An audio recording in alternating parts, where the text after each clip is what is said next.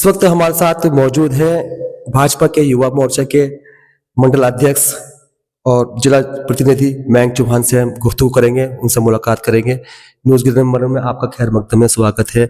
मयंक जी, भाजपा के 8 साल पूरे हो चुके हैं, इसके बारे में आपका क्या कहना है? पहले तो आपका बहुत बहुत धन्यवाद, आभार कि आपके साथ आज इस अवसर पर रूबरू होने का मौका मिल रहा है। मैं आपके सम्मुख हूँ, आपका बहुत बहुत आभार, धन्यवाद।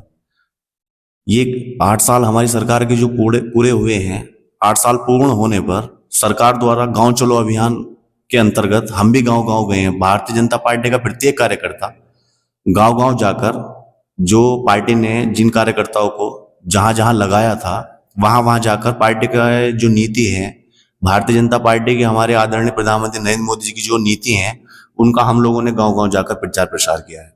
हमारे आदरणीय प्रधानमंत्री नरेंद्र मोदी जी, हमारे प्रदेश के मुख्यमंत्री परम आदरणीय योगी आदित्यनाथ जी और हमारी सरकार के जो जितनी भी लाभकारी योजनाएं हैं, सब जनता के हित में, सबका विकास सबके साथ के नारे को लेकर के हम आगे बढ़ रहे हैं।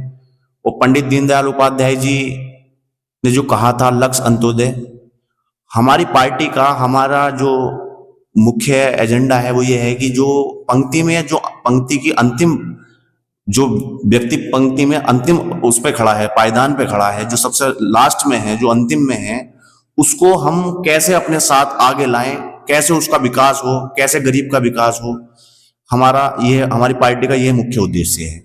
इसी के साथ हमारे प्रधानमंत्री जी ने आयुष्मान कार्ड योजना, जो गरीब क्या था कि गरीब अपने इलाज के लिए भी सोचता था, अब क्या है कि अब गरीब को कुछ सोचने की जरूरत नहीं। हमारे प्रधानमंत्री ने ऐसी व्यवस्था की है, वो हॉस्पिटल में जाकर शान के साथ लेटता है, अगर उसका ऑपरेशन होना है तो ऑपरेशन की व्यवस्था, जो भी इलाज उसका होना है, हर संभव इलाज वो अपना फ्री में करा पा रहा है। ऐसी व्यवस्था हमारे प्रधानमंत्री ने की है। दूसरा, पहले हमारी घर की महिलाएं, अगर उनके घर में कोई अतिथि आता था, मान के चलिए यदि दामाद आ जाता था या कोई भी आ जाता था, तो वो महिला जंगल की तरफ भागती थी सूखी लकड़ियां लेने के लिए, उपलों के लिए।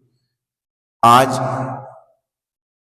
उज्ज्वला योजना के अंतर्गत वह महिला बड़ी शान के साथ अपने घर में ही अपने अतिथि के लिए चाय की व्यवस्था, खाने की व्यवस्था आसानी से कर लेती है।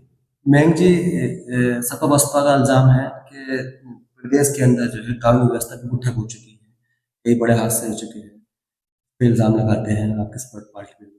देखिए, ये तो विरोधी पार्टियों का रहता ही है कि जी आरोप लगाना तो बड़ा आसान होता है, पर ये सब निराधार है। भारतीय जनता पार्टी और हमारे प्रदेश की जो कानून व्यवस्था है, भारतीय जनता पार्टी की सरकार के अंतर्गत कानून व्यवस्था, इस टाइम कानून का राज है। जंगल राज समाप्त हो गया। जो पूर्व की सरकारों में सपा बसपा में जंगल राज था, वो समाप्त हो गया है।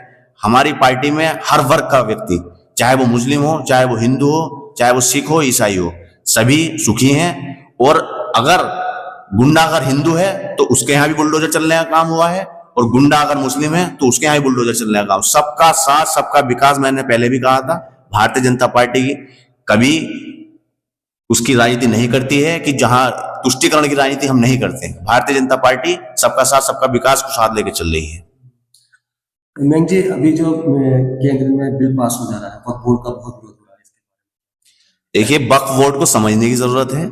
जो मुस्लिम हो या जो भी हिंदू हो, कोई भी हो, जो शिक्षित हैं, जो जिन्हें सब चीजें पता है, तो वो इसका विरोध नहीं कर रहे हैं। जिन्हें अभी नहीं पता है, जो बहकावे में आ जाते हैं, विरोधी पार्टियों का इल्जाम लगाने का काम है, वो तो एक प्रोपेगेंडा फैला देते हैं। एक प्रोपेगेंडा के अंतर्गत उन्हें तो अपनी पार्टी का प्रचार करना है, तो वो क्या करते हैं, वो हर किसी बिल को गलत तरीके से जनता के सामने उसका जो है वास्तविकता से नहीं अवगत कराते, वो गलत तरीके से पेश करते हैं। वक्फ के अंदर जो अब तक वक्फ पे काबिज थे, जिनका अब तक तानाशाही थी वक्फ बोर्ड पे, अब तक उनके रिश्तेदार,